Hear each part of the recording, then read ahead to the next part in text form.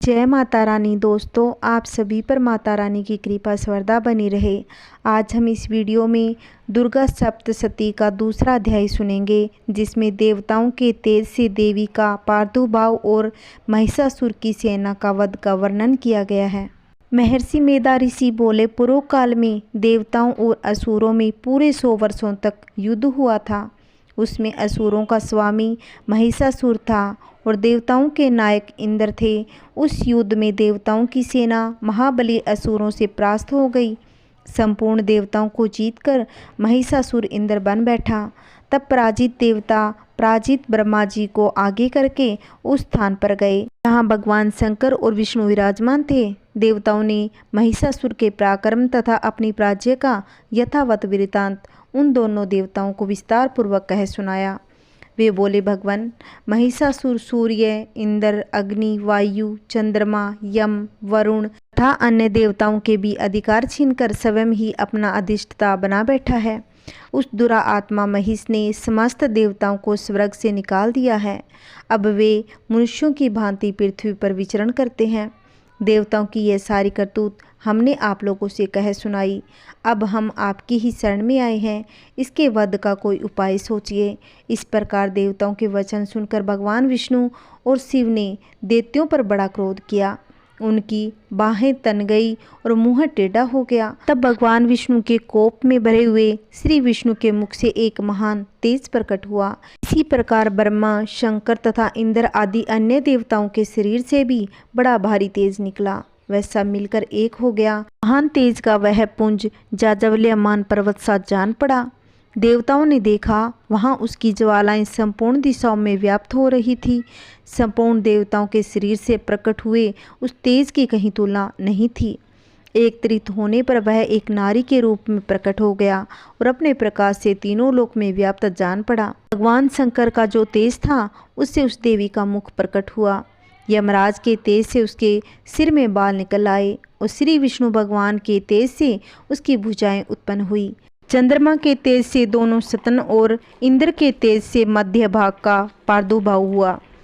वरुण के तेज से चंगा और पिंडली तथा पृथ्वी के तेज से नितंब भाग प्रकट हुआ। ब्रह्मा के तेज से दोनों चरण और सूर्य के तेज से उनकी अंगुलियां हुई। पशुओं के तेज से हाथों की उंगलियां और कुबेर के तेज से नासिका प्रकट हुई। उस देवी के दांत प्रजापति के तेज से और तीनों नेत्र अग्नि के तेज से प्रकट हुए थे। उसकी भौहें संध्या के और कान वायु के तेज से उत्पन्न हुए थे। इसी प्रकार अन्य देवताओं के तेज से भी उस कल्याणमयी देवी का आविर्भाव हुआ। सभी देवताओं के तेज पुंज से प्रकट हुई देवी को देखकर महिषासुर के सताए हुए देवता बहुत प्रसन्न हुए। नागधारी भगवान शंकर ने अपने शूल से एक शूल निकालकर उन्हें दिया। फिर भगवान विष्णु ने भी अपने चक्कर से चक्कर उत्पन्न किया और भगवती को अर्पण कर दिया। वरुण ने भी शंख भेंट किया। अग्नि ने उन्हें शक्ति दी और वायु ने धनुष तथा बाण से भरे हुए 2 तरकस प्रदान किए। शस्त्र नेत्रों वाले देवराज इंद्र ने अपने वज्र से वज्र उत्पन्न करके दिया। इरावत हाथी से उतारकर 1 घंटा भी प्रदान किया। यमराज ने कालदंड से दंड और वरुण ने पास और प्रजापति ने स्फटिक की माला और ब्रह्मा जी ने कमंडल भेंट किया।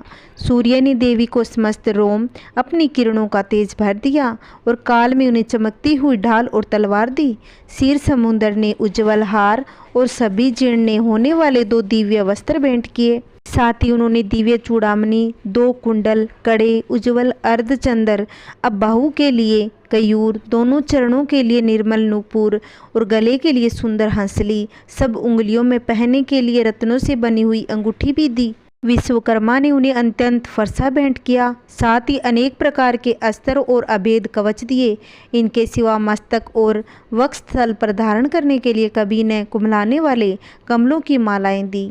जल निधे उन्हें सुंदर कमला फूल भेंट किया। हिमालय ने सवारी के लिए सिंह तथा भांति भांति रत्न समर्पित किए। धन अध्यक्ष कुबेर ने मधु से भरा पान पात्र दिया था। संपूर्ण नागों के राजा शेष ने जो इस पृथ्वी को धारण करते हैं, उन्हें बहुमूल्य मणियों से विभूषित नागहार भेंट दिया। इसी प्रकार अन्य देवताओं ने भी आभूषण और अस्त्र शस्त्र देकर देवी का सम्मान किया। उसके बाद देवी ने ऊंचे स्वर में गर्जना की। उनके भयंकर नाद से संपूर्ण आकाश गूंज उठा। देवी का वह अत्यंत उच्चस्वर से किया हुआ सिंहनाद कहीं समा न सका और आकाश उसके सामने लघु प्रतीत होने लगा। उससे बड़े जोर की प्रतिध्वनि हुई, जिससे संपूर्ण विश्व में हलचल मच गई और समुद्र कांप उठे। पृथ्वी डोलने लगी और समस्त पर्वत हिलने लगे। उस समय देवताओं ने अत्यंत प्रसन्नचित होकर सिंहवासिनी भवानी से कहा कि हे देवी, तुम्हारी जय हो। साथ ही महर्षियों ने भक्ति भाव से होकर उनका स्तवन किया। संपूर्ण त्रिलोकी को शोभग्रस्त देख दैत्यगण अपनी समस्त सेना को कवच आदि से सुशोभित कर हाथों में हथियार ले ऐसा उठ खड़े हुए। उस समय महिषासुर ने बड़े क्रोध में आकर कहा कि यह क्या हो रहा है। फिर वह संपूर्ण असुरों से घिरकर वह सिंहनादिनी और लक्ष्य करके दौड़े और आगे पहुंचकर उसने देवी को देखा, जो अपनी प्रजा से तीनों लोकों को प्रकाशित कर रही थी।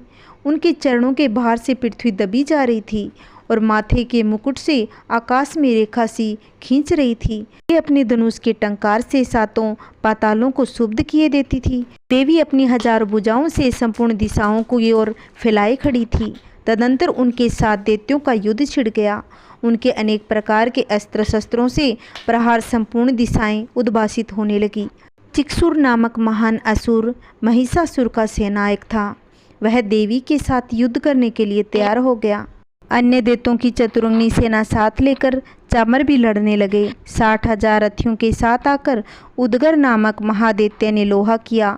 1 करोड़ रथियों को साथ लेकर महाहनु नामक दैत्य युद्ध करने लगा, जिसमें रोई तलवार के समान तीखे थे।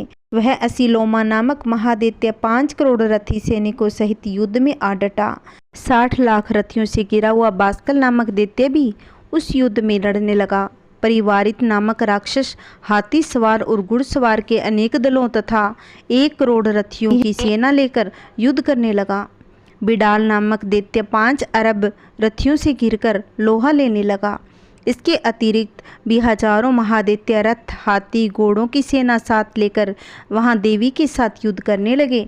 स्वयं महिषासुर उस रणभूमि में कोटि कोटि शस्त्र रथ, हाथी, घोड़ों की सेना से घिरा हुआ खड़ा था। दैत्य देवी के साथ तोमर, भिंदीपाल, शक्ति, मुशल, खंडक और परशु और पटिक आदि अस्त्र शस्त्रों के साथ प्रहार करते हुए युद्ध कर रहे थे।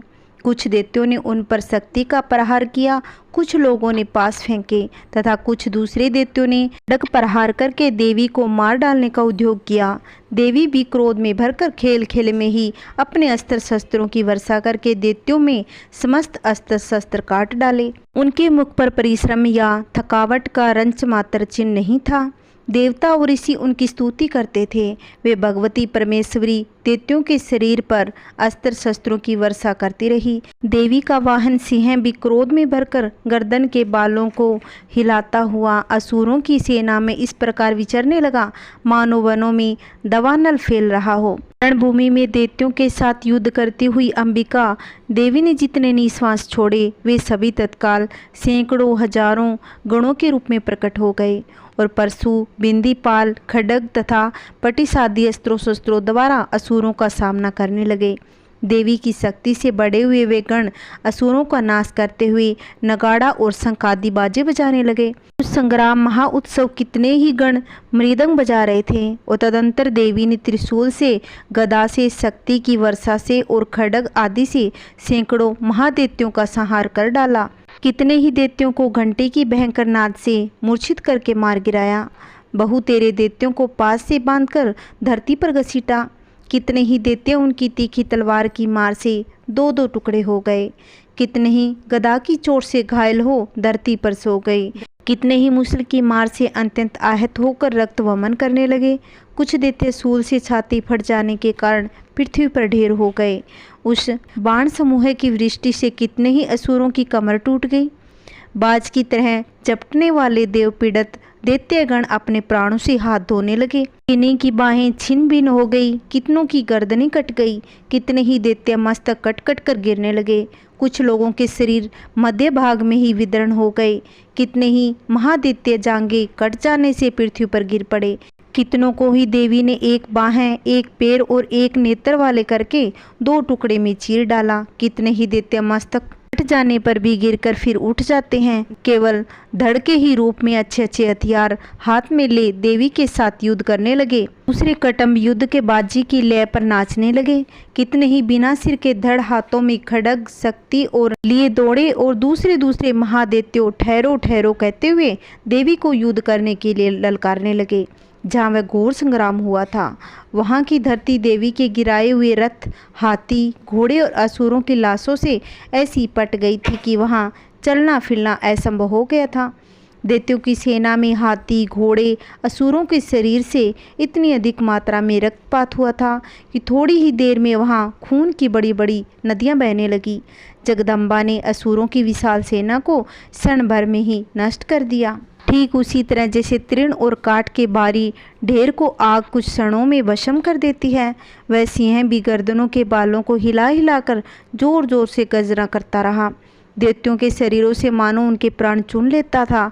वहाँ देवी के गणों ने भी उन महादैत्यों के साथ ऐसा युद्ध किया जिससे आकाश में खड़े हुए देवतागण उन पर बहुत संतुष्ट हुए और फूल बरसाने लगे। दूसरा अध्याय समाप्त। अब हम तीसरा अध्याय में सुनेंगे सेनापतियों सहित महिषासुर वध का ध्यान का वर्णन। मेधावी ऋषि कहने लगे कि दैत्यों की सेनाओं को इस प्रकार तहस नहस होते देख महादैत्य सेनापति चिक्षुर क्रोध में भरकर अंबिका देवी से युद्ध करने के लिए आगे बढ़ा। वह असुर रणभूमि में देवी के ऊपर इस प्रकार बाणों की वर्षा करने लगा जैसे बादल मेरुगिरी से शिखर पर पानी की धार बरसा रहे हों।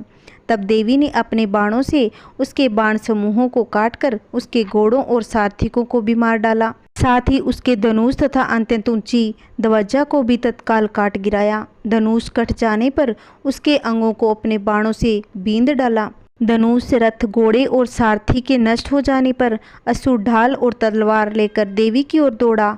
उसने तीखी धार वाली तलवार से सिंह के मस्तक पर चोट करके देवी की भी बाईं भुजा में बड़े वेग से प्रहार किया और राजन, देवी की बाहें पर पहुंचते ही वह तलवार टूट गई।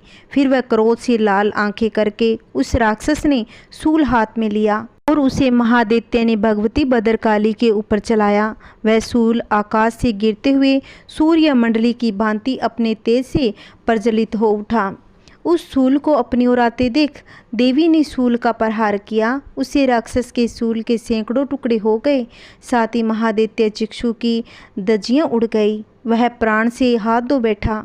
महिषासुर के सेनापति उस महापराक्रमी चिक्षुर के मारे जाने पर देवताओं को पीड़ा देने वाला चामर हाथी पर चढ़कर आया। उसने भी देवी के ऊपर शक्ति का प्रहार किया, किंतु जगदम्बे ने उसे अपने हुंकार से ही आहत एवं निष्प्रभ करके तत्काल पृथ्वी पर गिरा दिया। शक्ति टूटकर गिरी और देख चामर को बड़ा क्रोध आया। अब उसने शूल चलाया, किंतु देवी ने उसे भी अपने बाणों द्वारा काट डाला। इतने में देवी का सिंह उछलकर हाथी के मस्तक पर चढ़ बैठा। उस दैत्य का साथ खूब जोर लगाकर बाहु युद्ध करने लगा। वे दोनों लड़ते लड़ते हाथी से पृथ्वी पर आ गए। अत्यंत क्रोध में भरकर एक दूसरे पर बड़े भयंकर प्रहार करते हुए लड़ते रहे। उसके बाद सिंह बड़े वेग से आकाश की ओर उछला और उधर से गिरते समय उसने पंजों की मार से चामर का सिंह धड़ से अलग कर दिया। इसी प्रकार उदगर भी शीला और वृक्ष आदि की मार खाकर रणभूमि में देवी के हाथ से मारा गया। कराल भी दांतों, मुक्कों और थप्पड़ों की चोट से धराशायी हो गया। देवी ने क्रोध में आकर अपनी गदा की चोट से उद्दत का कचूमर निकाल दिया। बिंदीपाल से वास्कल को तथा बाणों से तामर और अंधक को मौत के घाट उतार दिया। 3 नेत्रों वाली परमेश्वरी ने त्रिशूल से उग्राश्य, उग्रवीर्य और महाहनु नामक दैत्यों को मार डाला। तलवार की चोट से विडाल के मस्तक को धड़ से काट गिराया। दूधर और धूम्रक इन दोनों को भी बाणों से यमलोक भेज दिया। इस प्रकार अपनी सेना का संहार होता देख महिषासुर ने भैंसे का रूप धारण करके देवी के गणों को दुख देने लगा। किन्हीं को अपने मुँह से मारकर, किन्हीं को अपने खुरों का प्रहार करके और किन्हीं को अपनी पूंछ से चोट पहुंचाकर और कुछ को सींगों से प्रहार कर कुछ गणों को वेग से, किन्हीं को सिंहनाद से, कुछ को चक्कर देकर, कितनों को ही निःश्वास वायु के झोंकने से धराशायी कर दिया। इस प्रकार गणों की सेना को गिराकर वह सुर महादेवी के सिंह को मारने के लिए झपटा। यह सब देखकर जगदम्बा को बड़ा क्रोध आया। उधर महापराक्रमी महिषासुर की क्रोध में भरकर धरती को खुरों से खोदने लगा। अपने सींगों से ऊंचे ऊंचे पर्वतों को उठाकर फेंकने और गरजने लगा। उसके वेग से चक्कर देने के कारण पृथ्वी क्षुब्ध होकर फटने लगी। उसकी पूंछ से टकराकर समुद्र सब ओर से धरती को डुबोने लगा। हिलते हुए सींगों के आघात से देकर बादलों के टुकड़े टुकड़े हो गए। उसके श्वास की प्रचंड वायु के वेग से उड़े हुए सैकड़ों पर्वत आकाश से गिरने लगे। इस प्रकार क्रोध में भरे हुए उस महादैत्यों को अपनी ओर आते देख चंडिका ने उसका वध करने के लिए महान क्रोध किया। उन्होंने पास फेंककर उस महान असुर को बांध दिया। उस महासंग्राम में बंध जाने पर उसने बेंसे का रूप धारण त्याग दिया और तत्काल सिंह के रूप में वह प्रकट हो गया। और अवस्था में जगदम्बा जो ही उसका मस्तक काटने के लिए उद्यत हुई, त्यों ही वह खड्गधारी पुरुष के रूप में दिखाई देने लगा। तब देवी ने तुरंत ही बाणों की वर्षा करके ढाल और तलवार के साथ उस पुरुष को भी बांध डाला। इतने में ही महान गर्जना के रूप में परिणित हो गई। अपनी सूंड से देवी के विशाल सिंह को खींचने और गरजने लगा। खींचते समय देवी ने तलवार से उसकी सूंड काट डाली। तब वह महादैत्य ने पुनः भैंसे का शरीर धारण कर लिया और पहले की ही भांति चराचर प्राणियों सहित तीनों लोकों को व्याकुल करने लगा। तब क्रोध में भरी हुई जगत माता चंडिका बार बार उत्तम मधु का पान करने और लाल आंखें करके हंसने लगी। उधर उस बल और पराक्रम के मद से उन्नत हुआ राक्षस गरजने लगा। अपने सींग से चंडी के ऊपर पर्वतों को फेंकने लगा। उस समय देवी अपने बाणों के समूह से उसके फेंके हुए पर्वतों को चूर्ण करती हुई बोली। बोलते समय उनका मुख मधु के मद से लाल हो रहा था और वाणी लड़खड़ा रही थी। देवी ने कहा, ओ मुड, मैं जब तक मधु पीती हूँ तब तक तू क्षण भर के लिए खूब गरज ले। मेरे हाथ से यहीं तेरी मृत्यु हो जाने पर शीघ्र ही देवता भी गर्जना करेंगे। ऋषि कहते हैं, यूं कहकर देवी उछली उस महादैत्य के ऊपर चढ़ गई। फिर अपने पैर से उसे दबाकर उन्होंने शूल से उसके कंठ में आघात किया। उनके पैर से दबा होने के महिषासुर अपने मुख से दूसरे रूप में बाहर आने लगा। अभी आधे शरीर से ही वह बाहर निकलने पाया था। देवी ने अपने प्रभाव से उसे रोक दिया। आधा निकला होने पर भी वह महादैत्य देवी से युद्ध करने लगा। तब देवी ने बहुत बड़ी तलवार से उसका मस्तक काट गिराया। फिर वह हाहाकार करती हुई दैत्यों की सारी सेना भाग गई और संपूर्ण देवता अत्यंत प्रसन्न हो गए। देवताओं ने दिव्य महर्षियों के साथ दुर्गा देवी का स्तवन किया और गंधर्व राज गाने गाने लगे और अप्सराएं नृत्य करने लगी। इस प्रकार श्री मार्कंडेय जी पुराण में सावर्णिक मनवंतर की कथा के अंतर्गत देवी महात्म्य में महिषासुर वध नामक तीसरा अध्याय पूरा हुआ। जय माता दी। अगर मेरी वीडियो आपको अच्छी लगती है तो लाइक करना, वीडियो को ज़्यादा से ज़्यादा शेयर करना। अगर आप चैनल पे नए हो तो प्लीज़ चैनल को सब्सक्राइब करना, जिससे आने वाली वीडियो की नोटिफिकेशन आप तक मिल सके। अगर आप माता जी के भक्त हैं तो प्लीज़ कमेंट में जय माता दी अवश्य लिखना। ओम नमः शिवाय। हर हर महादेव।